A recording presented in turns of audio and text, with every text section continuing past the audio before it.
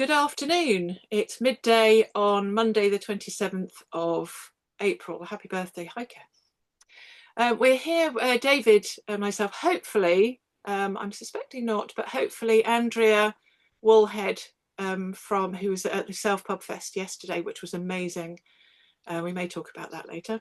David will be there in October in an author capacity because he's going to be launching his next book, which he's very welcome to talk about today, and also in as potentially an editor in the editing session. So we're here to talk about editing, which is both our day jobs, actually. And so we are, in theory, experts to talk about this. David's an expert in most things, so I'm very confident. I can pretend, yeah. Okay. So I went into Google, other search engines are available, to set and put in what are the types of editing for a book. And one of the first results was Reedy. So I'm going to read it from my screen here. So this is, and I'll paste this into this session's and probably put it on the YouTube options so that you can read it. But it's at reedy.com/blog/guide/editing. And David and I have both agreed that we don't charge enough. Yeah.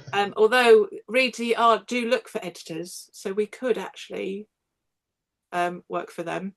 So type of editing, they do an editorial assessment, which I offer, which I just call feedback, and I do it chapter by chapter. A full manuscript overview delivered as an editorial letter of feedback, typically 2 to 5 pages.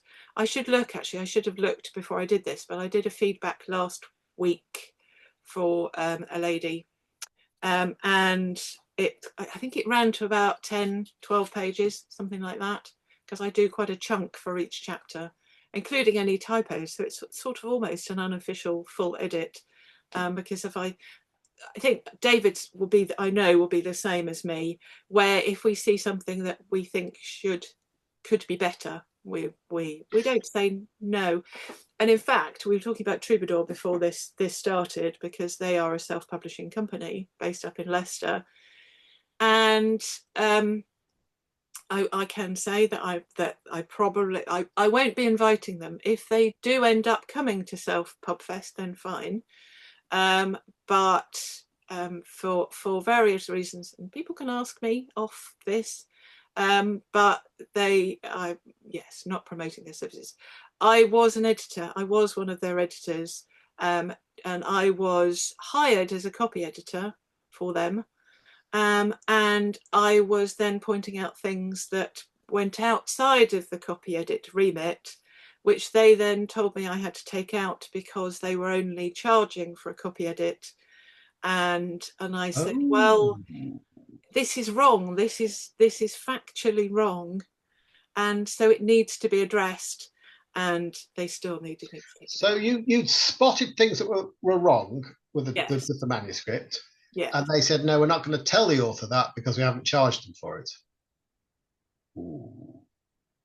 That would not be my attitude when they said it's not within the copy edit. It was a non-fiction book, so it is different to a fiction book. But they're jump to copy editing. Line level edits to refine voice, maintain consistency, and improve clarity. I'm guessing this is their remit for fiction. So editorial assessment, a full manuscript overview delivered as an editorial letter of feedback, typically 2 to 5 pages. Consider this type if you have no idea where to start editing your book. Reedy charges, and I've put circa, but this is what they say for an 80,000 word book, is $2,000. And I've put on this sheet, I'm going to be putting up, I offer this as a feedback by chapter service at $7 per 1,000 words, which is $560. So it's just over a quarter of what they charge. And in England, it's £5 a 1,000 words, so £400 for an 80,000 word book, chapter by chapter. Developmental editing, which is also sometimes called structural edits, is feedback about plot structure, characterization and pacing given via margin edits, that's the track changes, and a summary letter, which I do as notes. This is if you need to fix a major story issue like plot holes or underdeveloped character. And for that, Readsy charges $2,880 for an 80,000 word book. Then copy editing, line level edits to refine voice, maintain consistency and improve clarity. This is if you want to improve your prose and your story is already solid. Readsy charges $2,160 for copy editing, so that aspect of editing. So I include developmental and copy editing in my full package, for which I charge $12.50 per, or £9 per 1,000 words for the first book when I deal with somebody for the first time.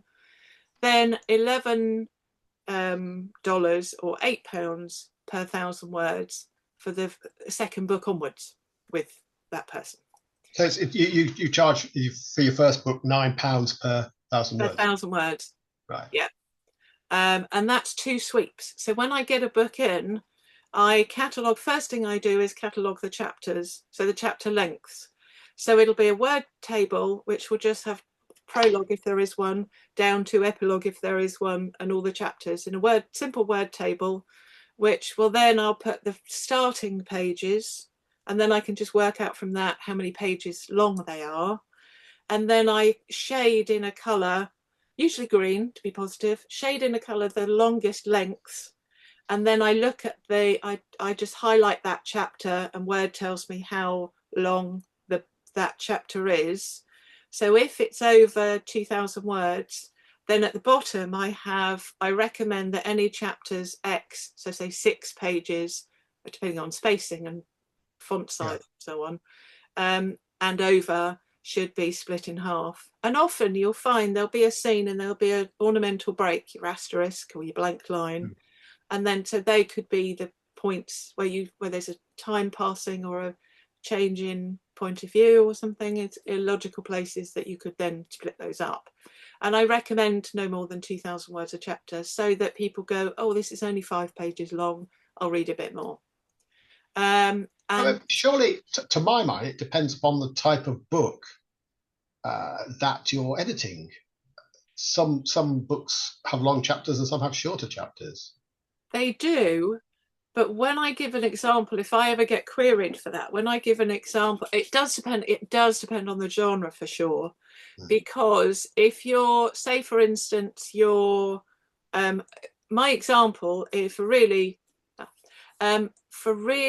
thriller, you would want it to be fast paced.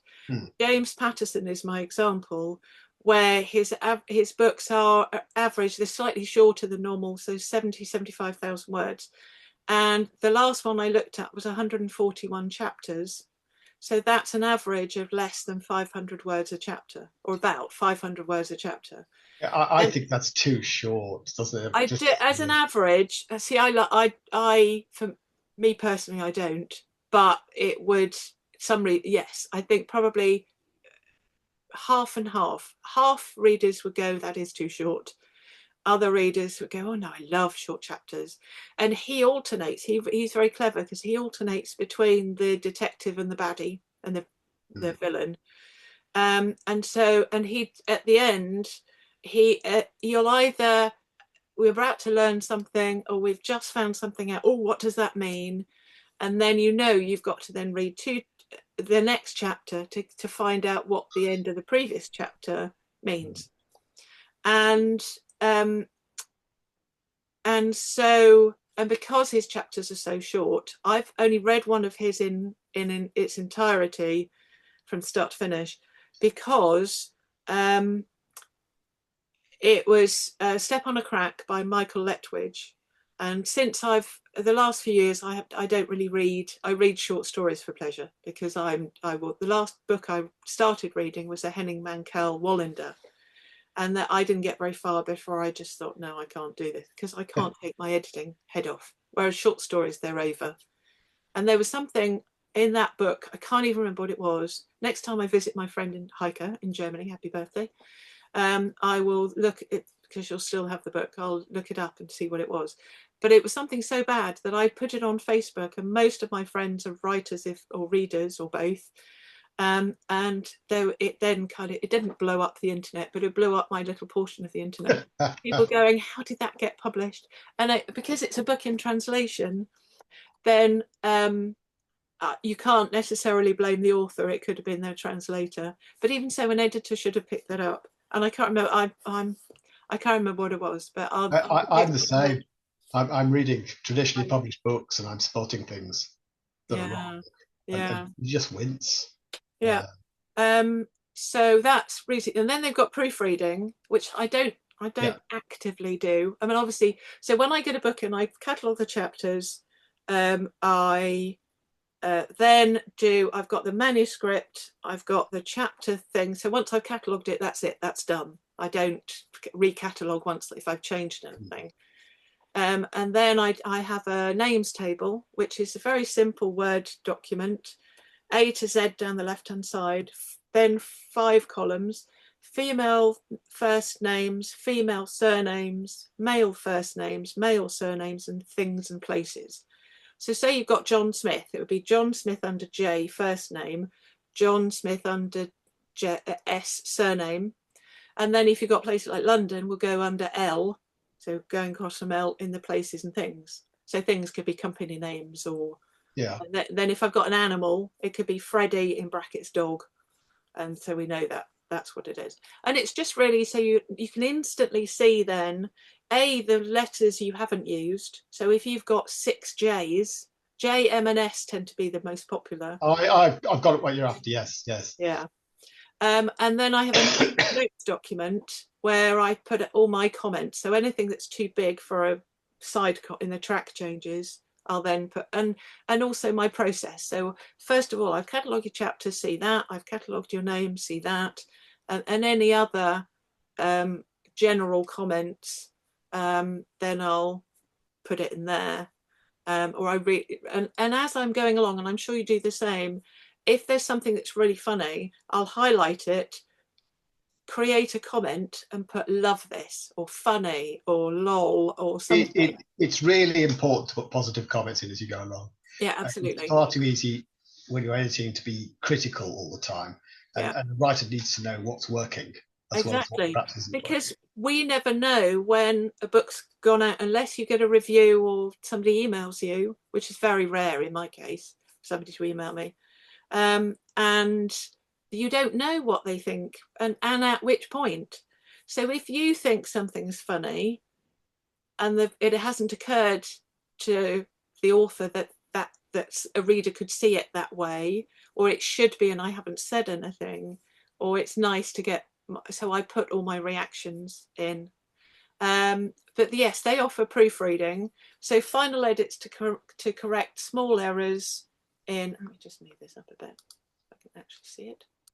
I'm not, okay. Yes, proofreading, final edits to correct small errors in spelling, grammar, and punctuation. So my first set of sweeps, so the notes document has my notes, and then it has the timeline.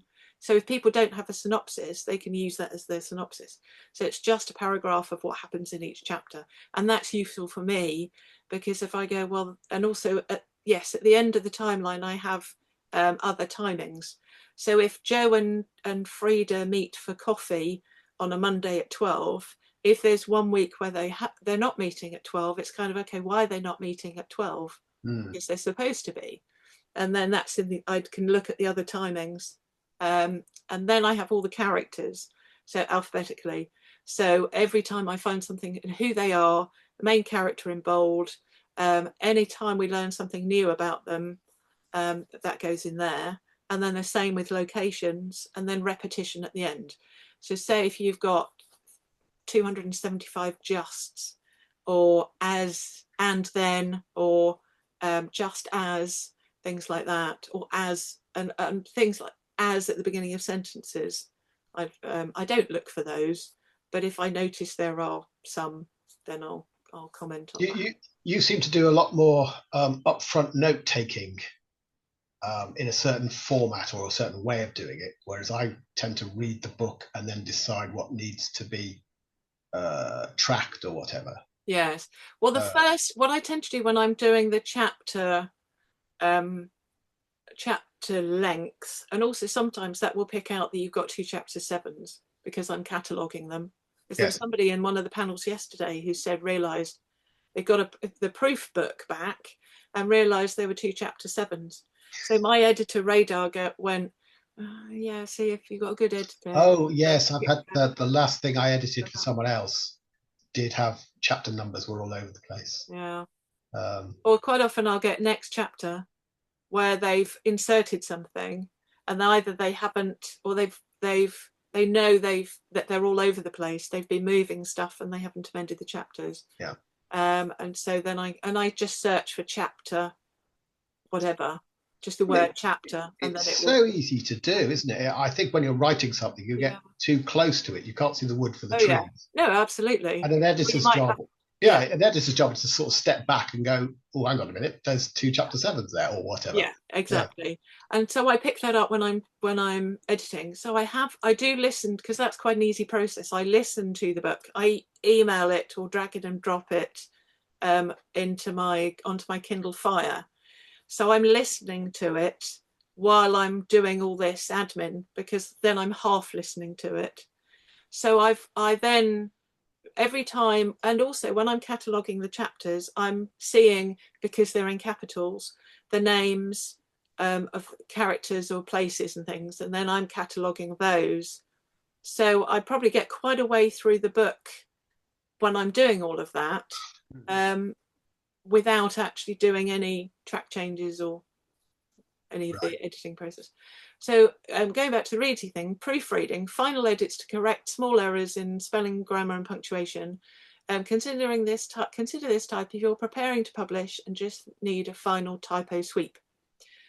Reedy charges $1,600 for that. And I've said, I was creating this morning.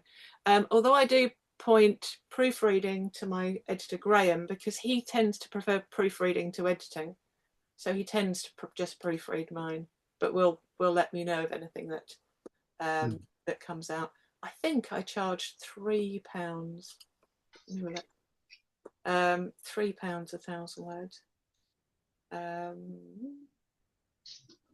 Not general feedback. Where are you? Proofreading. Maybe I don't. Synopsis, book review. Oh, for proof. I may have just. I mean, this is sort of editorial assessment, developmental editing, copy editing, proofreading, and fact checking for non-fiction books, and they're charging $2,000, maybe $1,600 for an 80K book. Yeah. And so, yes, I've actually said on my website now that I don't do proofreading, but obviously because I do one sweep when I do all the cataloguing. So my first set of sweeps, I'll probably go through the book about 3 times. So the first time I listen to it, and then I might make notes or stop at a certain point and then highlight it and put a comment in. Yeah. But it's not a lot happens on the manuscript at that point. I'm just cataloguing stuff. And then I do a full sweep, and then I'm cataloguing everything and making track changes and comments and so on. And then I go through it again. And then it goes back to the author. So I take 3 or 4 weeks. The timeline, when I send off an invoice, so I do a sample to anybody new, 2,000 word sample. And then I'll give an estimated timeline. So the first set of sweeps, because it depends, I'm fitting it in amongst other things. So if I've got 2 books to go, I'll do the first set of sweeps and then go back to another book and then come back to this one, first set of sweeps. So it's fresh. It's gone out. So you do something else and come back to it with a fresh mind. Right, yeah. Right. And then I'll do the second set of sweeps. And so I allow up to a month for it doesn't take me, I'd rather say it could take me up to a month and then send it back in 2 or 3 weeks. then say I can get it done in 2 or 3 I'm a little quicker, but I'm not doing as much as you're doing Right. in terms of the number of sweeps and in terms of the admin. Right. And then the second, then they have 2 weeks, unless it's agreed otherwise that holidays and stuff, then they have 2 weeks to go through it and send it back. And then I have 2 weeks to go through it. So I do another 2 sets of sweeps. So the final set is a proofread. Right. But if anybody just wants a proofread on something, I send them to Graham because he does, that's his job. He does proofreading. And he's my editor, so he generally just tends to do proofreading. And he has a client in Japan, which is really, I don't know who they are, but his main work is from a company and a publisher in Japan, and he just does proofreading for them. And so I don't do it, but I think I was charging £3 1,000 words for a proofreading, which would be, what would that be, 160 £240 for a proofread on an 80, and they're charging 1,600. We touched on it before, but my issue is if I see a problem, I will point it out.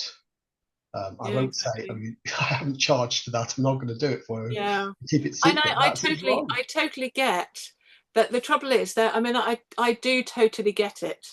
So I wasn't the right person to do copy editing for them, really, because they said to me, this is troubadour, they said to me that, well, if you do all this work and then for their next book, they want a copy edit, they will then expect that level of service. Yes. So they have to be, it's within their expectations. So I was a bit unfair by what I said earlier on, the way the terminology I used.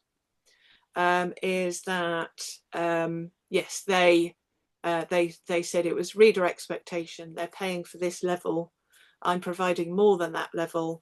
So I don't. They didn't want. I was being unfair. Really. I'm significantly more laid back about this sort of thing. I was just talking to a new client before this Zoom. Yeah, in fact, I was going to be late for this Zoom if that meeting had gone on. Oh. And for me, I explain the game as we're just trying to make the book as good as it can be, written by the author who's writing it. Also, some of my editing clients tag me in, so they put me in as a contributor on Amazon. Right. So if people buy the book, see that I'm the editor, and quite often I'll be in the acknowledgements at the back. Yeah. So I don't want, and the trouble is, once I send it back to them for the last time, I don't know what they're going to do with it. So if it has any errors in it, a lot of people blame the editor, but really, unless it's traditionally published, because when I worked for Bloodhound, they were the first probably 50 books I did for them. It was all done on a Word document. We soon learned that when the proofreader goes, there were mistakes being picked up after the proofreading. So they had separate proofreaders. And so I would get the book, do my set of sweeps, and that was just one lot of set of sweeps. So I'd make sure I go over and over it. And then it goes back to the author as a Word document. Then it goes from them back to the editing manager, and then off to one of the proofreaders who would then go through it as a Word document. It would then go back to the author as a Word document. The author would then do whatever, yes, no, and then it would come back for publishing, for typesetting and publishing. And so the author was the last person to have it. And so mistakes were being found, which then reflected badly on me and the proofreader, because ultimately the proofreader, because they should have picked up anything, but they are only looking for proof. But if the writer is the last person and they write more material, then that hasn't been checked. No, exactly. Or they disagreed with something that they shouldn't have disagreed with. And so the process then changed. So it came back from the proofreader as a PDF to the author, as a locked PDF. So they could highlight, but they couldn't change anything. So they say, They, please change this sentence, and you would, yeah, if you agreed, and yes. they would only be allowed 30 highlights. So unless they found errors, more than 30 errors, some did, some did find more than that, but I mean, otherwise it just takes forever. it's So an it's really interesting thing, because in the self-publishing world, that the power is a different way around. As I was explaining this morning, traditionally publishing, I'm the editor. If you don't make those changes, we won't publish the book.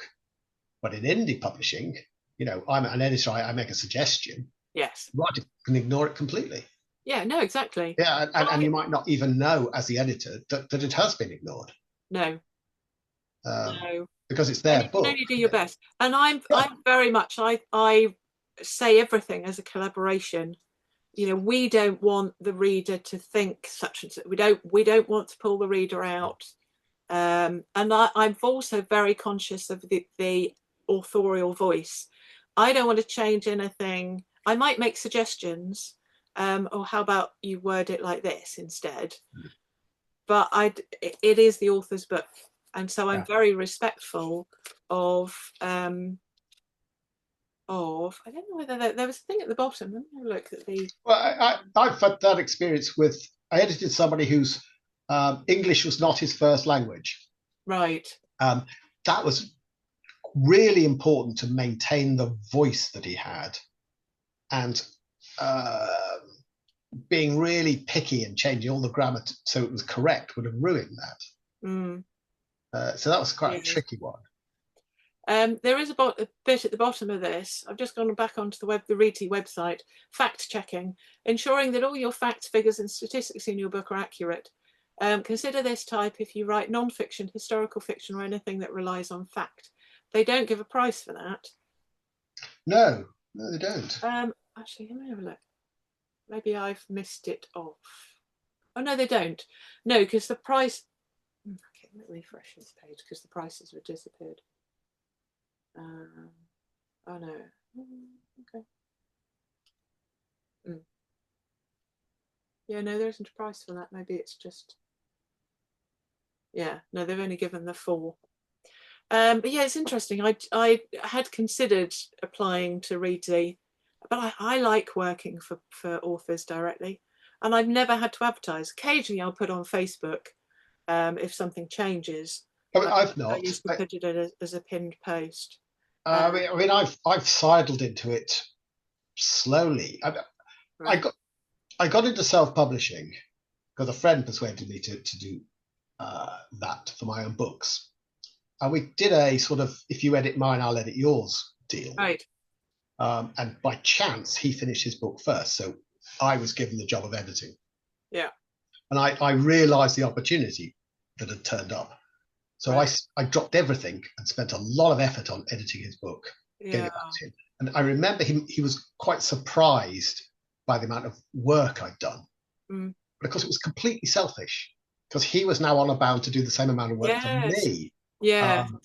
And then I started to realize that the more you editing other people's work, the more that part of your brain is exercised. So you spot it in your own stuff. Yeah. And I just worked at it and got better and better. And then people said, you need to charge for this. I will pay you.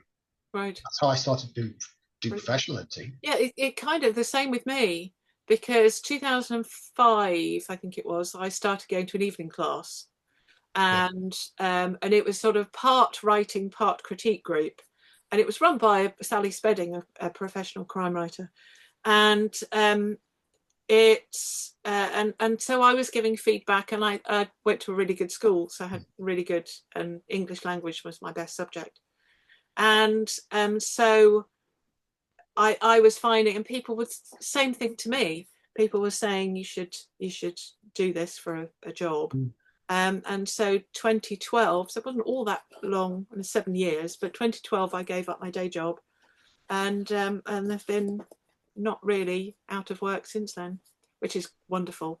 But now at the moment, not through any particular choice, but I work for authors directly, because Bloodhound was taken over. And they were then merged. And 3 days before I moved house, they emailed me and said, They were supposed to give me a month's notice. They gave me 6 weeks notice, which was lovely. But it was 3 days before I put all my money into this house, and 3 days before I moved house. There we go. So that wasn't great. And I'd only kept when because I worked for authors up to then, and I had a friend called Caroline who runs Ink Hearts Publishing, and she was looking for more work.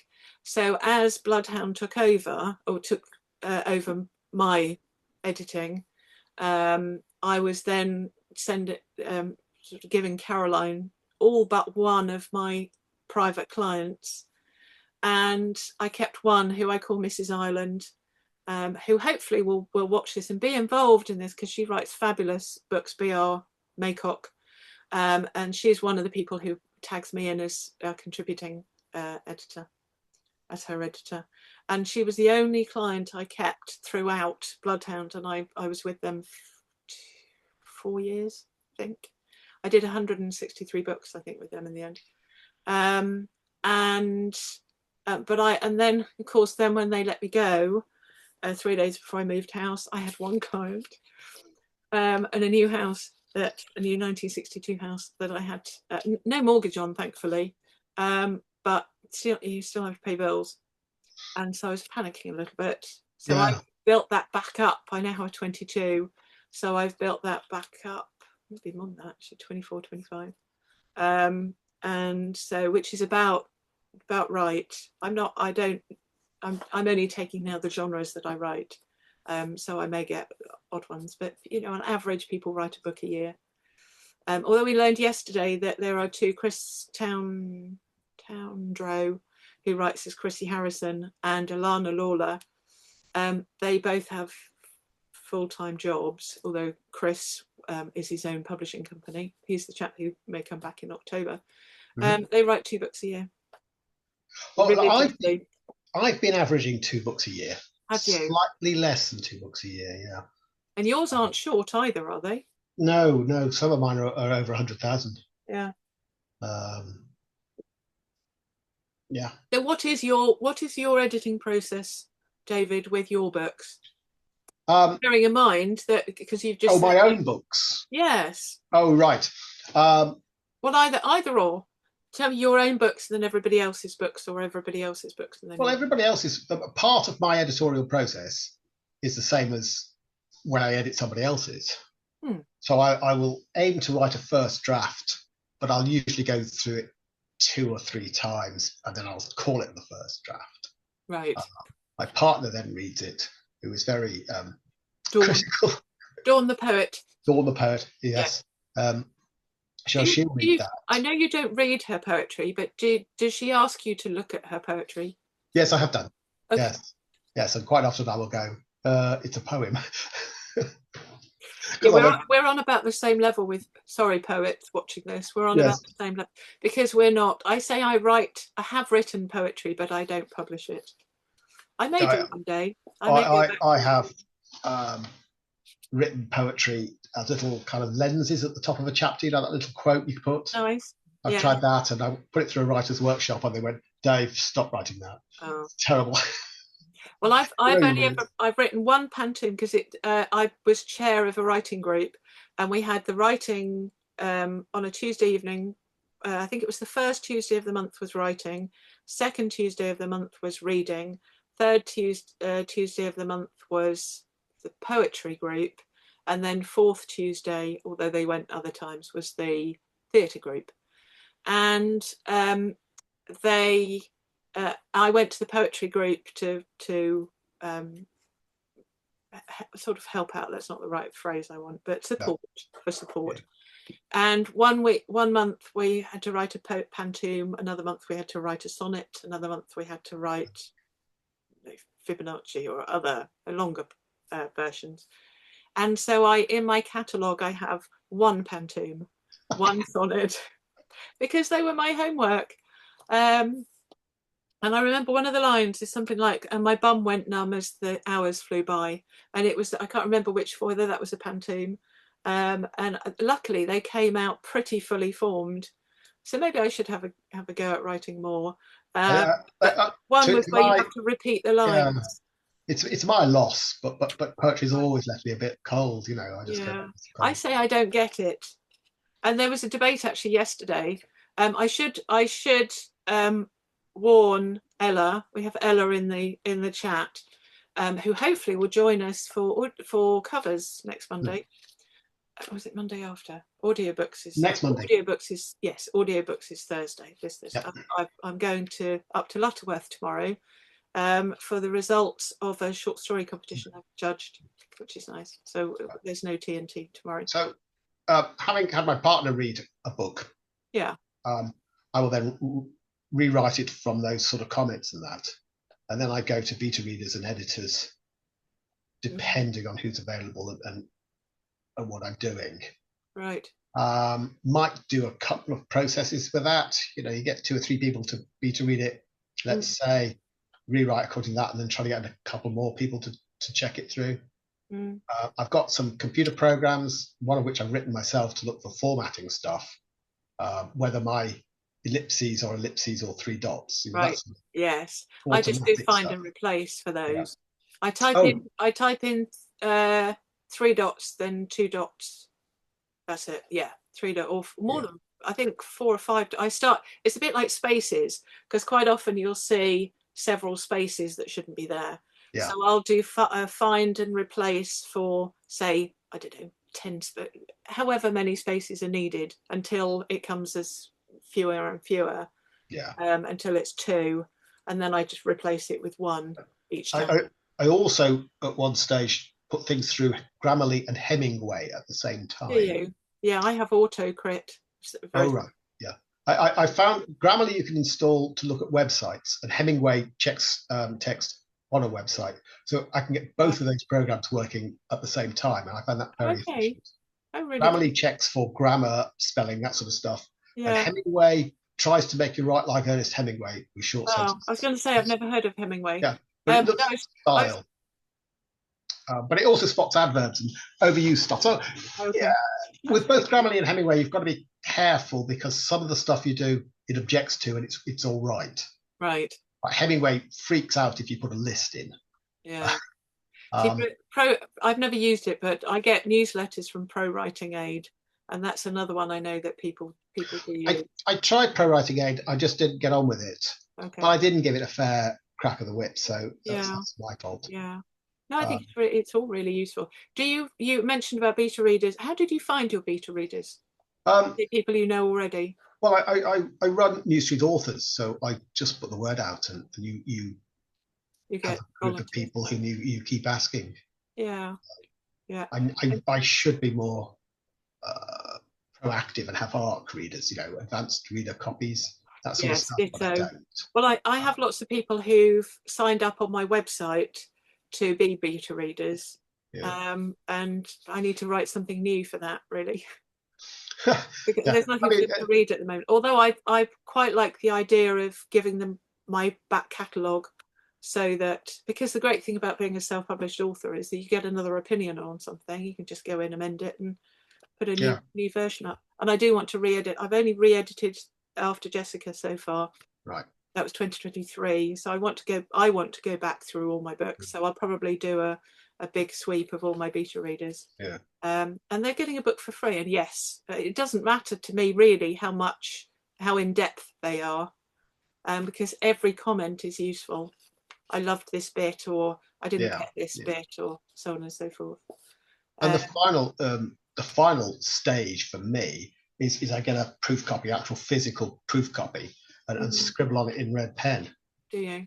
Find a page with red pen on it. Yeah, I should go. I print it out, so I have folders up here. Oh yeah, I have folders up here where I print it all out on scrap, so the other side of something that's been printed on already. And I go out in the garden, or if it's a nice day, or in the summer house. I've had a very pleasant few days sitting on the patio with my book and my red pen. Yeah. Well, when I was teaching for Northamptonshire Council, we weren't allowed red pens. We were given a supply of green pens, because red is too harsh. It's too aggressive. I use a red pen because it shows up. Exactly. Black pen is hopeless. Green pen's not as good. Blue pen is black is the worst because you won't see it. No, Blue is exactly. pretty bad in that department. Green's okay. Red is a bit harsh and negative, but you will spot it when you go through the book to Exactly. type it And up. we have to have a backbone, Yeah, don't we? And yeah. I had a pen that was pink, had pink okay, ink, and that was fantastic because it was nice. just not quite as aggressive as red, Yeah, but you could see it easily when you right. go through. Maybe I should suggest that to Northamptonshire Council. Actually, I've moved, so I don't teach there anymore. Oh, But I should suggest Lindsay's just said in the chat that she uses purple and purple orange. orange. Oh yeah, Yeah. that would a good idea. I mean, you could get Um, one of those pens. So I've got one here that's got lots of different inks, couldn't you, for different things? But it's ridiculous. right. I did improve my book stand. I had to build myself a book stand to hold the pages open on the book so that I can see what I've scribbled on it, and then I right. can type it up. Um, That final step is the one I try to be really careful about because you can start to introduce errors if you don't spot them. Um, I'm just sorry. I'm just putting something in the chat. Um, oh, um, so that's my process, and I okay. guess when I come to be an editor for somebody else, it's similar in the sense that I will read through it, write a summary of the plot synopsis. Right. I started to do that for my own benefit, and then I handed that over Yeah. with tracked changes. And then it really, I've clearly not done as many as you have. So, to my mind, you're trying to work out how you can be best useful for this particular book that you're editing. Mm. Yeah, I Um, think it's anything that leaps out because also I have a checklist of 60 something pages. I don't know if I've got it open now actually. Close. Yeah, I don't. It's something about 60 pages where if I've got, because I see so uh, pretty much very rarely that I ever see something that I haven't seen before in respect of if you've got too many names at the beginning or the at the beginning, if you just don't suddenly notice that it's Fred did this, Fred did that, Fred did the other thing, or picking up a book, or she said putting, so said and ings, and as they went something at the beginning of sentences. So I just look for the word pronoun. So I have a comment already done that says be careful of having too many pronouns at the beginning of sentences or paragraphs because it ends up being a list. He did this, she did that. And then all I do is just copy that from the checklist into the notes document or comment. And things like, Ella's said, Pro Writing Aid picks you up on it if you use the same pronoun more than twice in a row. oh, Real. that's good. Um, and so things like, well, I don't know, well, maybe, well, okay. And so I then search for single quotes, double quotes, speech marks, whichever they use, well, and whether they use a comma, well, comma, search for those. And at the end of the notes document, I'll then put single speech, double speech, whatever, well, comma, times 72. So I will cut out the ones that I see, um, and then I might say 72 at this point, now 22, for instance. And there was one I did a final sweep for the other day where I'd dealt with most things, and at the repetition bit at the bottom, I then say the things to look at. So although I haven't addressed it, I would recommend, because then it's your decision to see whether you've got too many of this particular thing. And I say I edit for the 100th reader because 99 readers won't notice something because Hmm. they're just reading, but there will always be one who does. So it's my job to make it as smooth a read as possible, because what you don't want is to get a reader pulled out of something for any reason. And so that's how I view it. And they are just recommendations, and I say that attached is my feedback and recommendations. And then when I send the bloodied version back at both stages, I also send a clean version, so that which are the amendments accepted and the comments removed. So they get the bloodied version and the clean version. And I say, for anybody who haven't worked for before, I say the easiest one is to go through is the clean version, but you won't learn anything by doing that. If you go through the bloodied version, or you could have both open, go through the clean version, and if anything leaps out, go, oh, I don't remember doing that. Then you can look at the bloodied version, or just go through the comments in the bloodied version. Entirely up to you how you do it. But you learn. And you would think, there's one author I used to work, was one of my authors at Bloodhound. And when you get given an author, they tend to stay with you for as long as you're with them, or they're with them.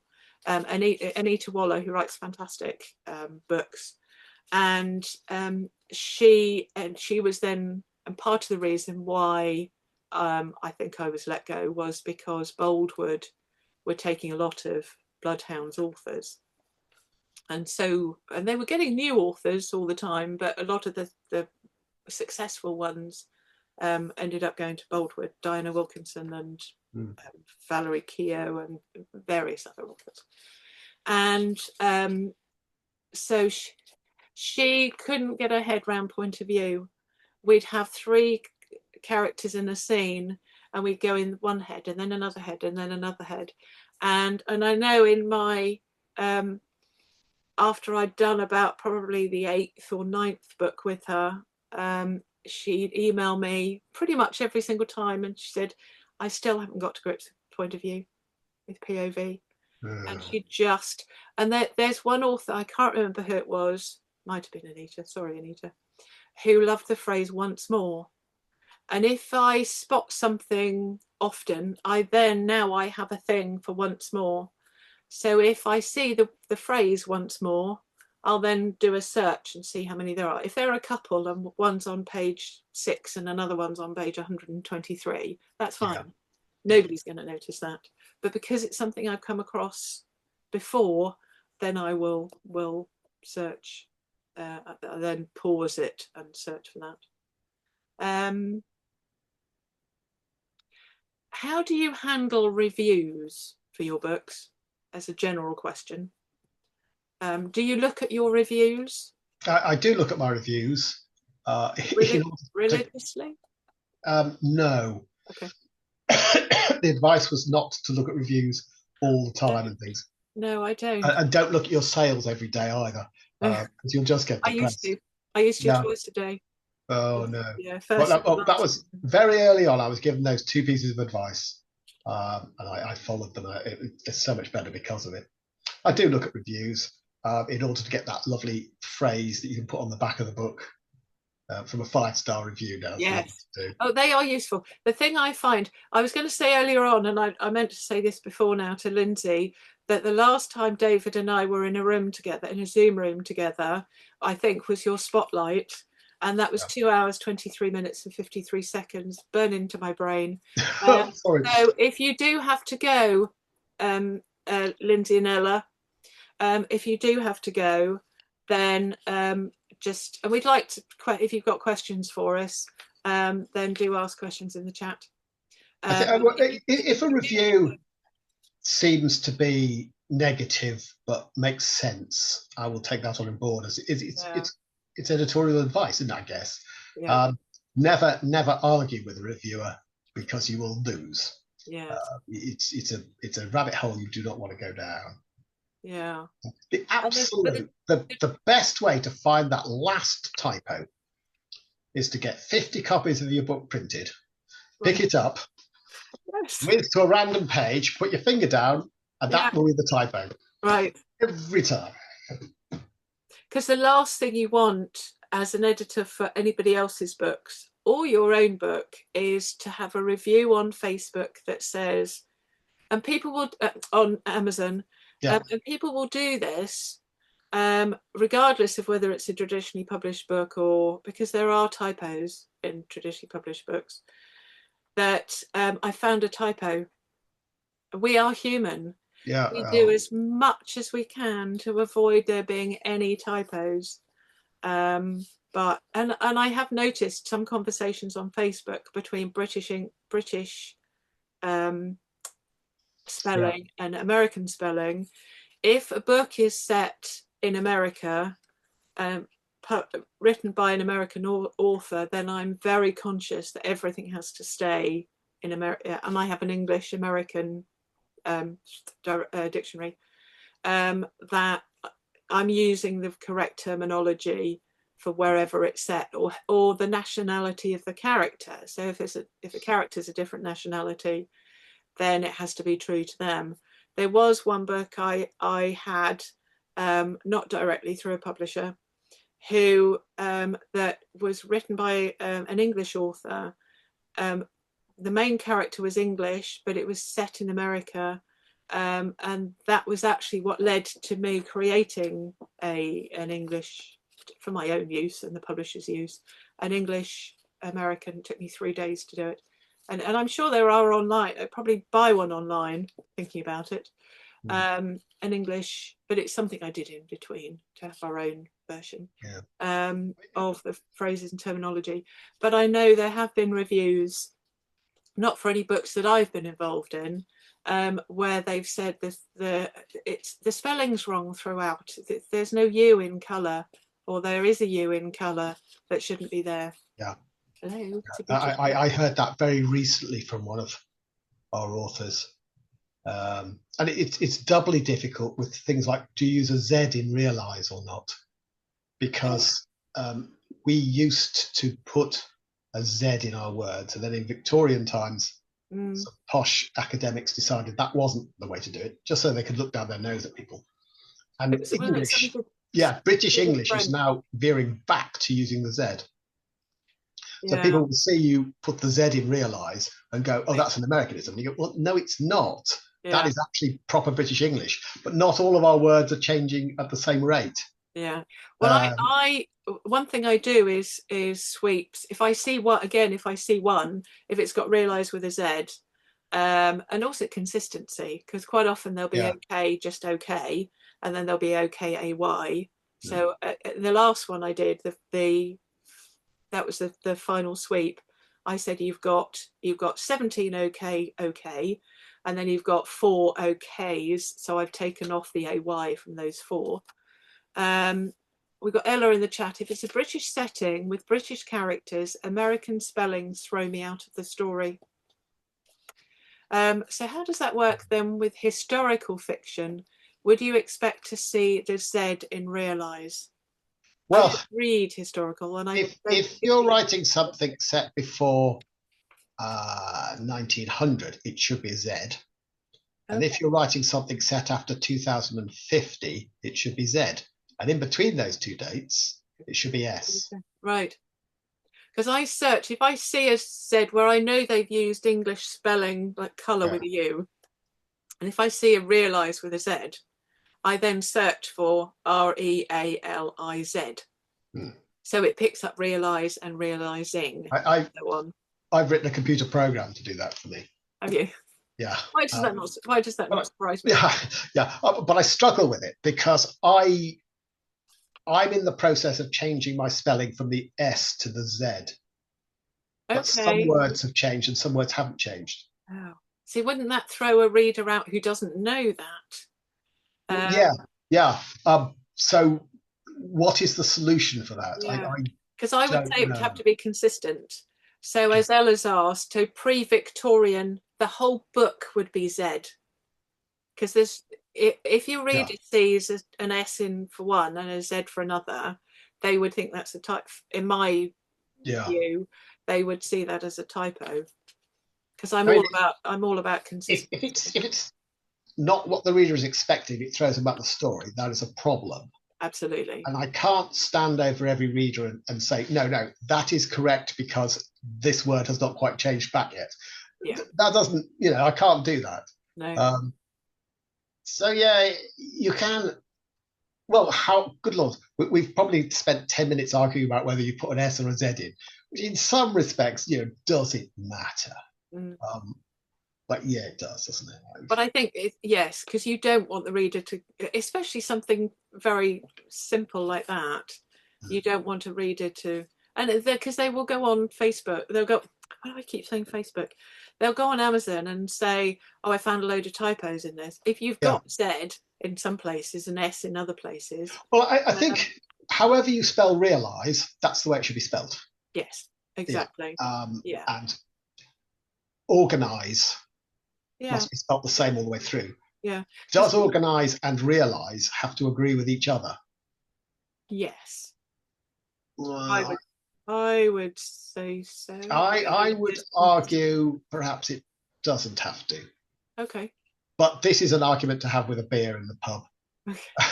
Rather than, yeah. Yeah, gladly. Or in my case, well, Di Serrano and Coke, or a Diet Coke. Yes, fair enough. Yeah, quite often I look for IZ, so it will pick up things like prize, because obviously we do have words with IZ. Yes. It will pick up things like prize, but that's as the sort of next suite. Once I've looked through all the realize and the other IZs, I then look for IZ and make sure then that they're only supposed to be IZ. Ella said consistency is critical. I agree. Synchronize though, yeah, it should be. Yeah. If prize is IZE, isn't it, for the noun? But if you prize something open, it's ISE. Yes. Yes, but I'm thinking. If you're presenting somebody with a prize and you've prized them, that would be a Z, wouldn't it? Yes, no, exactly. I have in my checklist, I don't know if I have prize or prize actually. I probably do. But I have things that where it sounds the same, but there is a slight difference, because people do often think that something is one way and it's actually spelled the other way. I can't think of an example now. Well, what we're talking about is there are common words that you look for and spot that tend to go wrong. It's like it's and it's, isn't it? Oh yeah, and they're there and they're there and there. The it is goes to it apostrophe s, and it's meaning possession is it apostrophe s delete s. Because the easy way to think about it is that the it with the apostrophe is the apostrophe replaces a letter, which is in theory. And so if you say, oh, it's a dog, or it was its dog, you wouldn't say it is dog. So I think we all and we've got to watch ourselves as well, because we develop tics that come in, common mistakes. I mean, I did a book and my editor said, why on earth are you capitalizing all these words? And I thought, I don't know, I just started doing it. I have to drag all of that out and change it.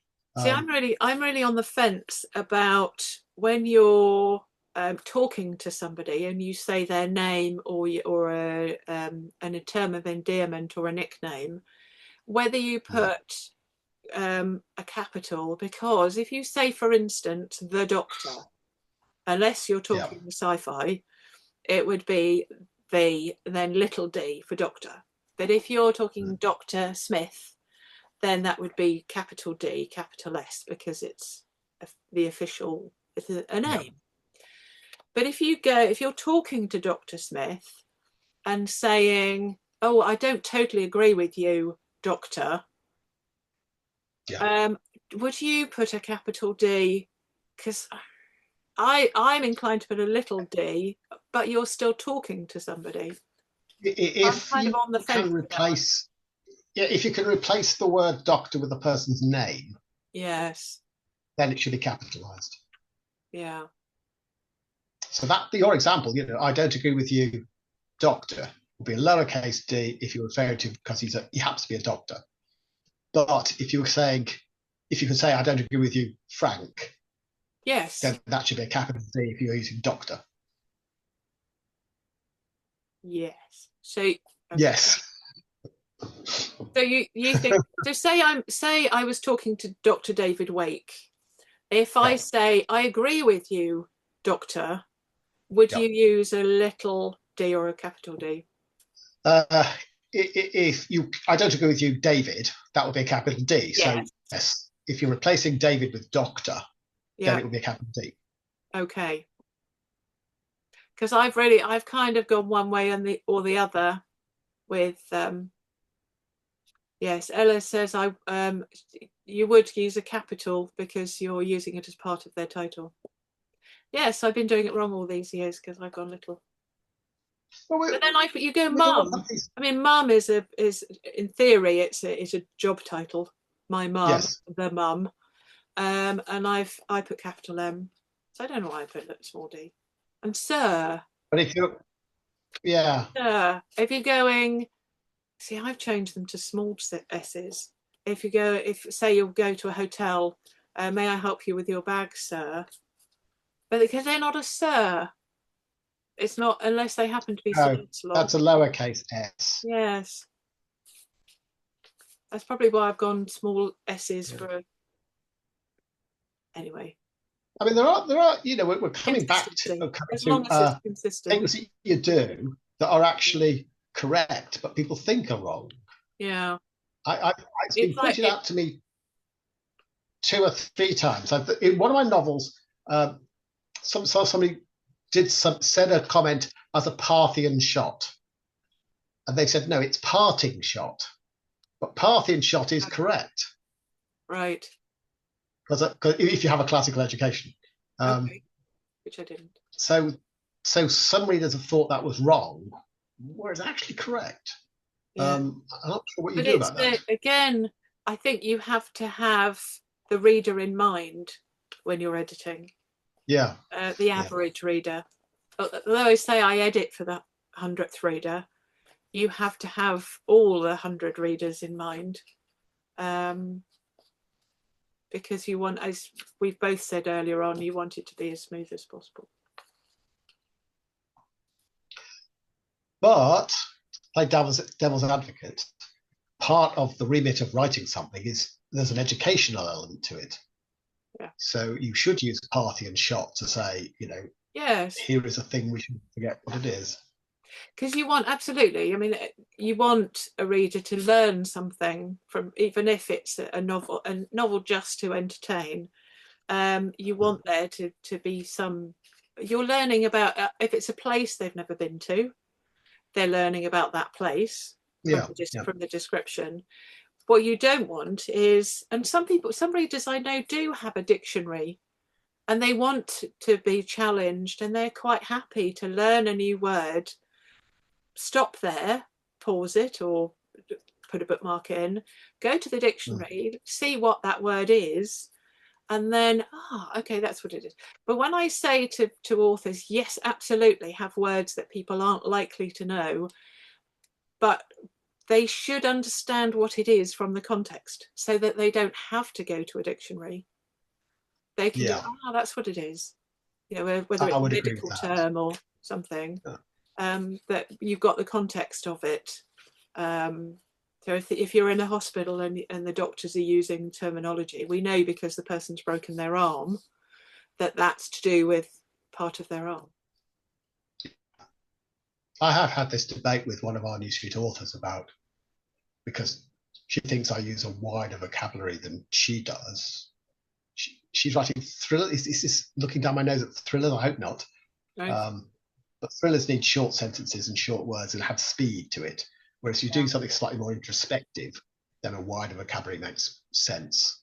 Yes. In that regard. And it's the same. I compare thrillers to Catherine Cookson type sagas, where you would have a lot more dialogue probably in a thriller, and then more description in a saga, because you've got the workhouses and the description of the area and their stately home or whatever, and probably less talking and different readers. If you're reading a thriller, you would expect it to be a page turner, whereas I have a friend who loves a different set of vocabulary.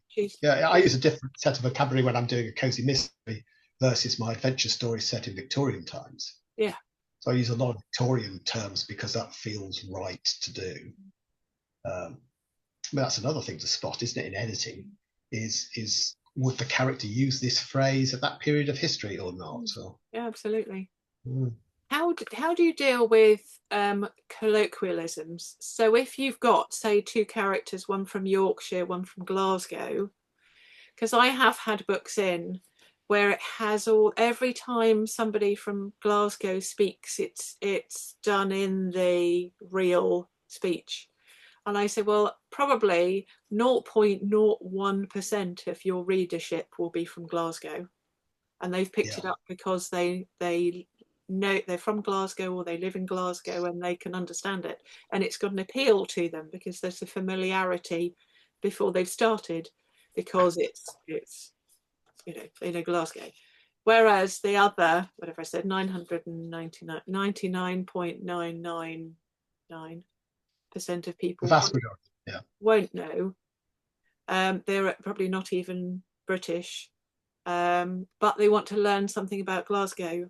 And so I say, well, initially have the colloquialism, but have somebody else not understand it. And so once it's established that they are from Glasgow, either have them tone it down or revert to how you would have it normally.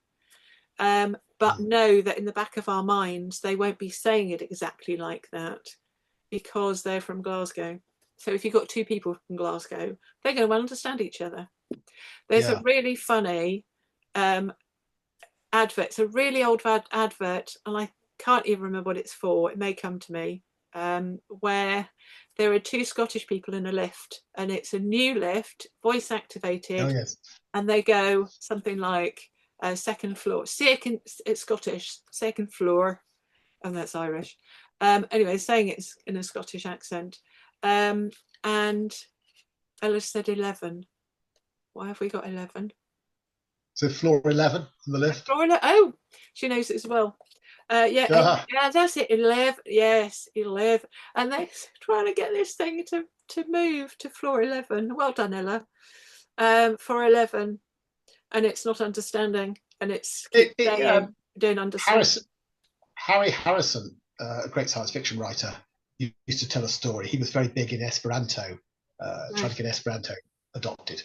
He wrote the first ever short story in Esperanto as its original language, not translated. Wow. And he was in the New York headquarters, Esperanto headquarters, and there were 4 or 5 people chatting away in Esperanto, but they were excluding somebody because he didn't know Esperanto. No. And they worked out that everybody knew English. So they said, oh, well, let's convert to English. Yeah. They did so. But nobody could understand the Glaswegian and the Australian. Right. So they had to go back to Esperanto. Well, I had a Glaswegian lodger back in the day, and it took us about a week. It took me about a week to understand him, and then I got really quite in. He then toned the words he used, and I mean, he was working in Northampton, so and sure working over the years with a lot of English people. But yes, it took a little while for us to get used to it, and I loved the fact that he was using words. I think if you're putting it in writing, in your writing, you either have to do it well or don't do it at all. Yeah, there's nothing worse than attempting Glaswegian and botching it every so often. You've got to have a really good ear for it. I've had another novel where you've got somebody from the East End of London, and every single them, it has got apostrophe em. Yeah. And I've gone, no, you can't do that. Well, Glaswegians we're picking on Glaswegians, it's very unfair. They will spell words the English way, even if they don't pronounce it that way. All dialects are like that. Yeah. I don't know, I would put apostrophe em. It depends what you're writing. It depends on the character. There were over 100 of them. So every now and then, and quite often, I'll look for em with apostrophe em, because it's when you're typing it in Word, and Ella's very helpfully given me the 11, the actual UL LUVV''N. Brilliant. And what was I saying? You search for apostrophe yes. EM. So I Word, searched it puts apostrophe the wrong way around. Yes, because when we write it in Word, it's like we're about to say something, so it has it which is going to come out the opposite way around. It has it with the bulge on the left, whereas it should be, because it's replacing PH, so you should have it as a close. I stuck that in my computer program that checks things. Did you? So the apostrophe the right way around. Yeah. So I just do a search for apostrophe EM and then find them manually. No, because I'm a programmer, I've automated it. I just click the check button and it checks loads and loads of things, and I go down the list. It's much easier. Yeah, brilliant. I've been through all my questions, I think. Interesting. Oh, tips. Yes. Tips you can give. So somebody who has written the book and they're then going to go through it. I know we've talked a lot about what we do. Is there anything else that you would give as a recommendation for anybody who's finished the first draft and wants to go back through it? Well, there's that phrase, isn't there? Writing is rewriting. It's more important than the first draft. Get other people, get it edited. You know, even if you're twisting someone's arm to do it for you for free, get it edited. It's very important to do that, because you can't see it anymore after you've written it. We're all too close to it, aren't we? Yeah. And we know what we mean by something, because also it's getting across the way we phrased something.